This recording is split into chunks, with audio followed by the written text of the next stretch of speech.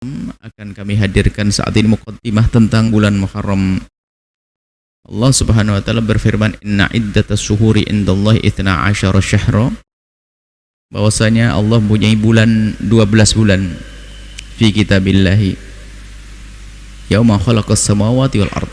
Minha arba'atun hurum.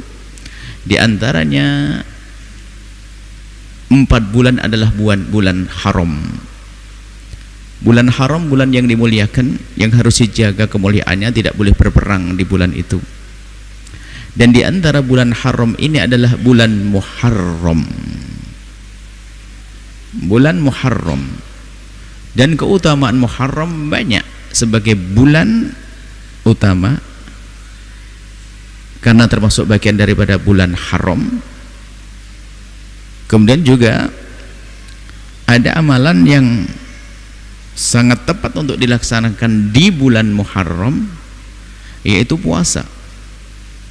Dalam hadis sahih Imam Muslim meriwayatkan, afdhalus siyami ba'da siyami ramadhana siyamu syahrillahi alladhi tad'unahu muharraman. Atau kama qala Rasul, rawahu Muslim, hadis riwayat Muslim. Sebaik-baik puasa setelah bulan Ramadan adalah puasa bulan yang disebut dengan bulan Muharram. Jadi bulan Muharram adalah sebaik-baik waktu untuk berpuasa setelah bulan Ramadan. Dan memang di sana banyak riwayat tentang Nabi puasa bulan Sya'ban, bahkan kana yasumu Sya'bana kullah, hampir puasa bulan Sya'ban semuanya. Tentunya hal yang demikian itu tidak bertentangan. Nabi berpuasa di bulan Sya'ban hampir semuanya, bahkan dalam riwayat Muslim semuanya. Dan di sini disebutkan bahwasanya Nabi menyebutkan paling utama dan tidak bertentangan. Bukan berarti karena Nabi tidak puasa sempurna atau banyak di bulan Muharram, lalu bulan Muharram kalah dengan bulan yang lainnya seperti bulan Sya'ban. Tidak, karena Nabi yang menyebutkan. Biarpun tidak ada riwayat bahwa Nabi puasa di bulan Muharram seutuhnya seperti Sya'ban. Sebagian para pensyarah hadis mengatakan bahwasanya riwayat tentang bulan Sya'ban datang sebelum riwayat bulan Muharram. Adapun bulan Muharram datang setelah itu. Dan untuk asal diketahui saja bahwasanya puasa di dalam bulan Muharram itu nanti ada satu puasa namanya puasa Asyura. Dan puasa Asyura itu dulu wajib sebelum adanya puasa Ramadan. Jadi memang Muharram dengan Asyura-nya itu sudah lekat dengan baginda Nabi SAW. Kemudian jadi yang ingin berpuasa di bulan Muharram, puasa dari hari pertama, kedua, ketiga, keempat, kelima, keenam. Yang tidak boleh adalah membawa berita-berita yang belum diseleksi kebenarannya. Mungkin bisa jadi itu riwayat palsu, mengatakan kalau tanggal puasa tanggal 1 ini adalah begini, tanggal 2 adalah begini, tanggal 2 ini. Banyak riwayat-riwayat seperti itu, yang banyak, biarpun tidak semuanya, banyak riwayat-riwayat yang palsu. Maka daripada kita salah mengambil, sudahlah cukup dengan riwayat Imam Muslim, sudah cukup itu saja bahwa afdhalus siyam ba'da siyami Ramadan, sebaik-baik puasa setelah puasa bulan Ramadan adalah puasa bulan Muharram. Apakah gak cukup itu berita dari Nabi? Supaya kita tidak salah mencomot hadis. Jadi berita tentang keutamaan tanggal 1, 2, 3, keutamaan ini sudah. Tidak usah kita masuk ke wilayah sana, karena kita bukan ahlinya, nanti khawatir kita mengambil hadis palsu yang memang bertebaran banyak tentang puasa di bulan Muharram, dan banyak riwayat palsu. Tapi ini Muslim jelas, yang puasa bulan Muharram utama. Nabi menyebutkan, sudah bersandarlah dengan hadis itu, sudah sangat cukup. Kemudian di bulan Muharram ada puasa namanya Asyura, yang Nabi bersabda, ahtasibu 'alallahi ayyukaffira sanatal lati qablah. Jadi aku berharap, riwayat Imam Muslim, aku berharap bahwasanya dengan puasa Asyura, dari kata Ashir, tanggal 10. Hari Asyura itu, kalau berpuasa di hari Asyura itu akan diampuni dosa yang lalu. Ini Asyura. Nabi pernah ke Madinah ketemu dengan sekelompok kaum Yahudi yang berpuasa di hari Asyura. Lalu Nabi bertanya, kenapa mereka berpuasa? Hadza yaumun najjallahu fihi Musa wa qaumah. Ini hari Allah menyelamatkan Nabi Musa dan kaumnya. Najjallahu bani Israel min aduwihim, dari musuh mereka, fasamahu. Kemudian Nabi Musa kemudian berpuasa. Itu kisahnya. Asyura itu puasanya Nabi Musa, bersyukur karena diberi kemenangan oleh Allah di hari itu. Maka Nabi mengatakan, ana ahaqqu bi Musa minkum, saya lebih berhak untuk niru, ngikuti Nabi Musa. Lalu Nabi berpuasa. Kemudian di saat Nabi berpuasa, fasamahu, Nabi berpuasa, wa amron nasa bisyam, kemudian orang suruh puasa, ayo kamu puasa Asyura. Di saat Nabi mengajarkan untuk berpuasa Asyura, imannya para sahabat itu kuat banget. Ini kan kebiasaannya orang Yahudi. Hadza yaumun tu'azzimuhul yahud. Ya Rasulullah, ini hari diagungkan oleh raya Yahudi. Lalu kalau kita puasa di hari ini sama dong dengan mereka. Inilah iman di dalam hati. Padahal Nabi sudah memerintahkan, tapi bertanya, nggak ingin menyerupai dengan orang Yahudi. Lalu Nabi menyebutkan dalam riwayat Muslim juga, la imbaqitu ila qabilin la asumanna tasi'a. Kalau seandainya aku hidup tahun depan, aku akan tambah berpuasa tanggal 9-nya biar tidak sama dengan orang Yahudi. Maka di samping disunatkan kita Asyura, disunahkan kita untuk mukhalafatul Yahud, berbeda dengan Yahudi, puasa di tanggal 9-nya. Kemudian aja juga riwayat dari Sayyidina Anas, beliau bercerita bahwa Nabi mengatakan, sumu Asyura, berpuasalah engkau di hari Asyura, wa khaliful Yahuda, tapi berbedalah dengan orang Yahudi. Maksudnya jangan khusus tanggal 10 saja. Sumu yauman qablahu wa sumu yauman ba'dahu. Kalau begitu puasalah sebelumnya sehari atau setelahnya, dan setelahnya sehari. Dari tanggal 11. Dari sini Anda disimpulkan para ulama dan a'immah, para a'immah madzhab berbeda pendapat. Termasuk ini kita singgung dari madhab Abu Hanifah, biarpun bukan untuk kita ikuti dalam hal ini. Menurut Imam Abu Hanifah, madhab Abu Hanifah mengatakan kalau mengkhususkan satu hari di Asyura itu makruh. Tapi jumhur mengatakan tidak, tetap sunnah. Barangkali mendengar supaya tahu saja. Jadi menurut jumhur tidak. Kalau kita mengkhususkan tanggal 10 saja tidak makruh, sunnah dan sangat dikukuhkan. Cuma untuk mendapatkan sunnah di atas kesunnahan adalah sebelumnya sehari, setelahnya sehari. Sehingga Ibnu Hajar Al-Asqalani menyebut ada 3 martabat puasa. Kami tambahkan menjadi 5 nanti, menjadi 4. 3 martabat. Martabat tinggi adalah puasa tanggal 9 saja. Kita tidak katakan rendah, wong puasa kok rendah. Martabat tinggi puasa tanggal 10 saja, tanggal 10 saja, martabat tinggi. Lebih tinggi lagi 9, 10. Lebih tinggi lagi 9, 10, 11. Lebih tinggi lagi ditambah di hari-hari yang lain di bulan Muharram. Itu yang keempat. Tinggal pilih mana. Jangan dikatakan puasa Muharram Asyura nggak tinggi, cuma nanti ada kelebihannya. Asyura ditambah sehari sebelumnya, sehari setelahnya. Seperti disebutkan dari riwayat Imam Ahmad ibn Hanbal. Jadi begitu. Maka dari itu sudahlah, yang penting kita tinggal ngamalkan hari ini. Yang ingin puasa dari tanggal 1 silahkan, tapi jangan lupa gongnya adalah tanggal 10. Jangan 1, 2, 3, 4, 5, 6, 9 libur. Nah, ini salah. Kalau pengen libur yang lainnya, yang penting tanggal 10-nya itu. Untuk ditambah tanggal 9 sama tanggal 11. Kalau ternyata tanggal 9, 11 nggak bisa, pokoknya ditambahlah sehari supaya tidak hanya tanggal 10 saja. Itu saja insya Allah. Kemudian jangan mengkhususkan juga, ini adalah tradisi yang kadang merugikan, sesaat seperti menguntungkan tapi merugikan. Mengkhususkan di bulan Muharram adalah hari anak yatim. Nah ini, sehingga dibuat santunan anak yatim, dibagi-bagi duit 250.000, 200.000. Kalau bulan Muharram kita jadikan gebyar anak yatim, boleh. Tapi nyantuni anak yatim bukan saja di bulan Muharram. 100.000 setahun belikan garam, diisep nanti garamnya. Ana wa kafil yatimi kahataini. Aku dengan penanggung kehidupan anak yatim seperti ini di surga. Kata baginda Nabi, dekat sekali. Ngerawat, bukan santunan setahun sekali. Bolehlah itu sebagai gebyar.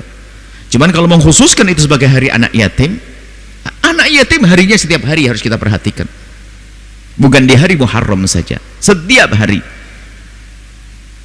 Mereka butuh makan setiap hari, butuh sekolah setiap hari. Bukan hanya di 10 di hari Muharram saja, apalagi 10, 11 Muharram dan seterusnya. Kemudian anak yatim ini jejer, kepanasan, lupa tidak dikasih minum. Apalagi dengar berita bahasanya man ahabba ayyulayyan qalbuhu falyutri minhu yatiman falyamsah ra'sah. Kalau ingin dilembutkan hatinya, dekatkan anak yatim, usap kepalanya, tapi tidak dilanjutkan, diusap dok kepalanya, pusing kepalanya, kasih duit, kasih santunan. Memang mengusap maknanya kasih sayang dalam hadis tersebut. Tapi harus diperhatikan, memberi makan seperti yang makan, memberi pakan, itu kan lanjutan hadisnya, bukan diusap dok. Diberi pakaian seperti yang kita pakai, diberi makan kita makan, maka akan lembut hatinya. Ini masalah anak yatim, tolong pedulilah kepada anak yatim, bukan hanya di bulan Muharram, akan tapi di luar Muharram mereka juga butuh makan, butuh minum, butuh sekolah dan seterusnya. Dan ingat, jangan zalim kepada anak yatim. Yang zalim kepada anak yatim, ingat Allah bisa meyatimkan anaknya esok hari. Hati-hati. Jangan zalim kepada anak yatim, Allah bisa meyatimkan anaknya di esok hari. Berkasih sayanglah kepada anak yatim. Mungkin ada sebagian yang kesal dengan anak yatim, katanya nakal anak yatim. Enggak, anak yatim tidak harus nakal. Kalau kita kembalikan, kita lacak, kita rinci, kenapa anak yatim nakal? Oh, anak yatim nakal setelah abahnya meninggal, ibunya kan bingung cari uang. Kemudian sehingga anak itu kurang terawat, ibunya cari uang. Loh kok kenapa ibu cari uang? Karena kita tidak memperhatikan anak yatim. Yang salah tetap kita. Sebab kalau masih ada bapaknya, kan bapaknya kerja, barangkali ibunya masih menjaganya. Tapi sekarang ibunya bekerja, siapa yang jaga dia? Ibunya kerja cari duit, kita tidak memperhatikan anak yatim. Gimana gak nakal? Jangan salin anak yatim. Kemudian lanjutannya adalah jangan diyatim-yatimkan. Anak yatim sudahlah, ambil seperti anakmu, seperti anak kita, kita rawat, tidak usah diyatim-yatimkan. Sudah dijajar, ini bapaknya tabrakan, kecelakaan di sana, ini bapaknya begini, apa setiap tahun sudah lupa diingatkan lagi, dijajar. Bahkan kalau perlu mentalnya itu dibesarkan, jangan sampai dia terus stempelnya di jidatnya, yatim, yatim, yatim, spanduk yatim, yatim, yatim. Mohon maaf. Bukan saja kita menjaga zahir jasadnya, jagalah batinnya, perasaannya. Jangan diyatim-yatimkan terus. Oh, ini anak sekolah di tempat yatim itu ya. Oh, di tempat yatim itu ya. Di tempat yatim itu ya. Mohon maaf. Anak yatim hebat dahsyat. Kalau kita jadikan dia untuk mesin uang bagi orang yang berbuat zalim sangat mudah. Siapa yang enggak terenyuh dengan anak yatim? Yang enggak sholat pun terenyuh, orang kafir pun terenyuh. Tapi jahat, yang paling jahat adalah memanfaatkan anak yatim untuk kepentingan dirinya. Dan itu ada.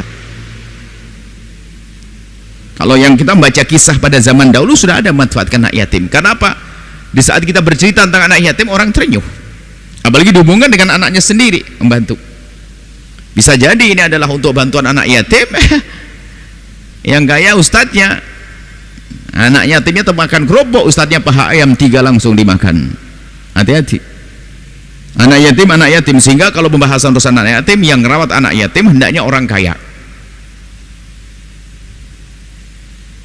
Kalau tidak kaya merawat anak yatim boleh, tapi hati-hati. Falyakul bil ma'ruf. Kalau yang makan dengan mereka boleh, Saya fakir, ngerawat anak yatim, saya boleh makan dengan mereka. Tapi ma'ruf itu ma'ruf ada artian uruf, maksudnya sesuai umumnya makan. Dia makan apa, saya makan seperti itu.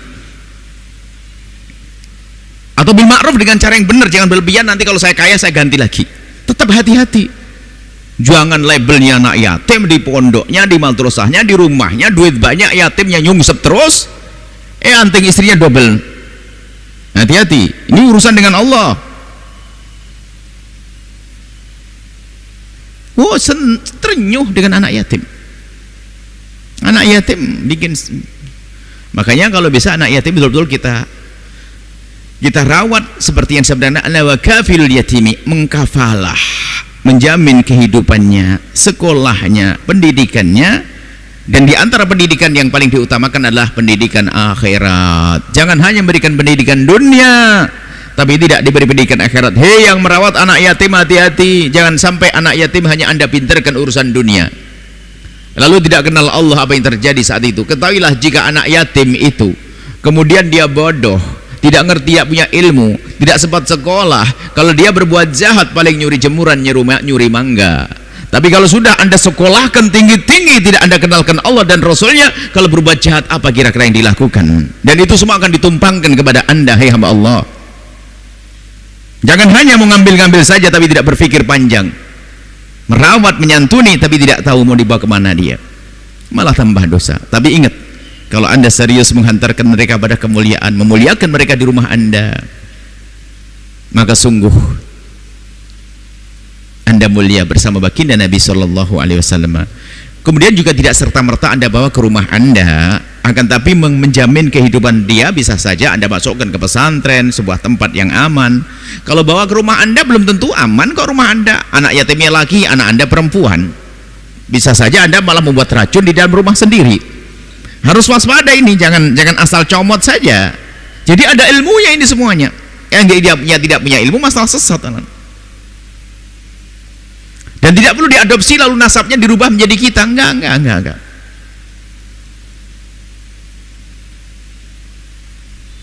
Anak yatim yang tidak berayah, termasuk yatim di atas yatim. Semoga Allah menjaga anak kita dari zina.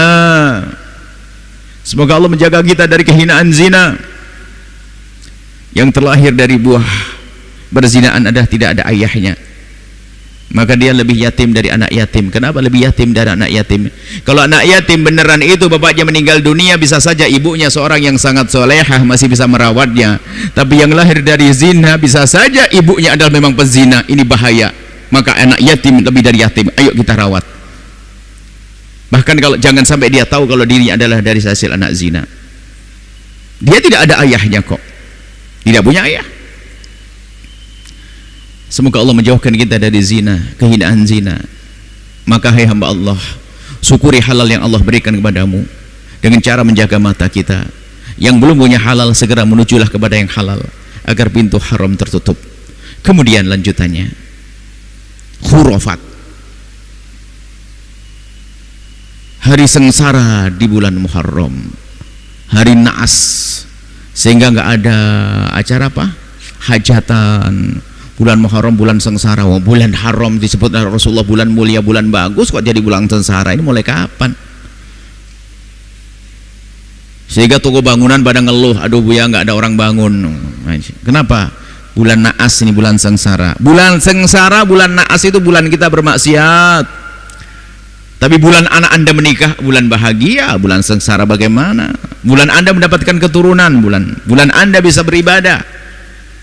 Jadi jangan percaya dengan bulan-bulan semacam itu. Tidak ada bulan naas, bulan kapit ada lagi nanti ya. Bulan naas kok banyak banget. Bulan hebat kok jadi bulan naas, bulan sengsara. Ini yang harus kita hadirkan. Yang mau nikah bulan Muharram, pilih bulan Muharram nanti. Pilih Muharram. Nggak ada. Pilih Dzulqa'dah, bulan kapit ya, bulan kecepit katanya. Ya, kecepit antara dua hari raya. Betul, hari raya Idul Fitri, Dzulqa'dah, Dzulhijjah, betul, hari kecepit di antara dua hari raya. Makanya di hari itulah aku akan berhari raya. Jomblo jadi pengantin, gitu aja, jangan malah dihindari. Membangun keyakinan yang benar. Kenapa dibatalin nggak jadi mantu di hari Muharram? harus ingat, tidak ada. Silahkan kapan saja. Hari Allah itu baik semuanya, apalagi disebutlah Allah. Arba'atun hurum, di dalamnya adalah bulan Muharram itu. Kemudian ada satu isyarat singkat ya, waktu Nabi ingin berpuasa di tanggal 9 untuk berbeda dengan orang Yahudi, maka Sayyidina Umar pun juga demikian waktu itu. Di saat penanggalan kita tuh kok sama dengan orang di luar Islam, maka Sayyidina Umar bersama sahabat yang lainnya ingin membuat penanggalan yang spesial. Lalu dicetuskanlah penanggalan baru, yaitu tahun Hijriah. Yang disebut tahun Hijriah itu adalah ditetapkan pada Sayyidina Umar dalam irama untuk membuat penanggalan yang berbeda dari yang lainnya, dalam irama berbeda. Maka dari itu, yuk, niat Sayyidina Umar ini harus kita dukung. Maka gebyar tahun baru Hijriah harus kita besarkan. Jangan sampai kita membesarkan tahun baru yang lainnya. Ini perlu juga dites, biarpun Anda tidak perlu menjawab beneran, takut kecewa. Hafal enggak Anda bulan Arab? Jangan sampai Januari, Februari, Maret, April, Mei, Juni, Juli hafal, tapi Muharram Safarnya adalah ntar dulu. Kakek moyang kita itu, biarpun kita belum bisa bahasa Arab, sudah mengajarkan pakai bahasa lokal. Diterjemahkan, enggak tahu di bahasa Sundanya kumaha atuh. Kalau bahasa Jawa itu kan ada, misalnya dimulai dari Muharram ya. Muharram itu tidak pakai Muharram, diambil bagiannya suro. Nggak ada sofar, sapar. Nggak ada maulid, Rabiul Awwal, mulut, ba'da mulut, Jumadil Awal, Jumadil Akhir, sudah dirubah semua. Tapi ketemu judulnya Rajab, nggak ada Rajab. Ruwah, Syaban tuh. Poso, Sawal, Selo, besar, Suro lagi. Nah, ini yang Jawa. Yang Sunda mah sebutlah. Itu yang perlu kita uri-uri, yang kita rawat. Baik, semoga Allah merindukan kita kepada sunnah baginda Nabi sallallahu alaihi wasallam ya. Tanpa mencela kita mengagungkan syiar Muharram, syiar tahun baru Hijriah, agar kita kembali kepada tahun ini dan bulan Hijriah. Sebab hukum-hukum di dalam syariat Islam ini ada hubungannya dengan bulan Hijriah. Haji bulannya Hijriah, puasa Hijriah, hitungan-hitungan dalam urusan-urusan sumpah dan sebagainya, kafaroh dan sebagainya, hitungannya cara Hijriah. Jadi bulan Hijriah adalah bulan untuk ibadah. Jangan sampai kita tidak mengerti bulan Hijriah. Sudah waktunya. TK yang punya TK, SD yang punya SD, SMP punya SMP, madrasah, ayo kita budayakan kembali. Dan kalau perlu sudah kita tulis, kita dahulukan bulan Hijriah dulu, baru bulan Masehi. Biar bulan Hijriah, bulan Masehi, bulan Hijriah, bulan Masehi. Membiasakan, diniati untuk mengangkat syiar. Biarpun kalau ada orang mendahulukan bulan Masehi, ya enggak, bukan satu yang haram dong. Hanya kita akan punya misi mengangkat syiar agama kita, seperti itu. Baik, ini saja yang bisa kami hadirkan. Setelah Anda menyaksikan video ini, jangan lupa berselawat kepada baginda Nabi Muhammad sallallahu alaihi wa alihi wa sahbihi wasallam.